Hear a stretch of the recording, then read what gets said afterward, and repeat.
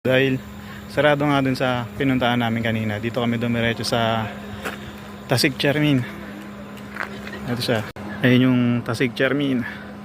Ganda rin dito. Ang tataas ng bato. Ito. Kita niya yan. Nakakalula yung mga taas ng bato. Kung papasok nung temple yata to, cave. So ito yung presyo niya.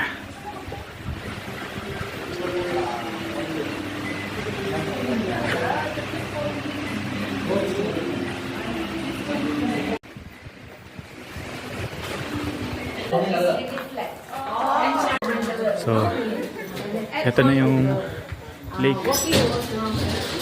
Papaligiran siya ng mga bato-bato. Add on with the sun position on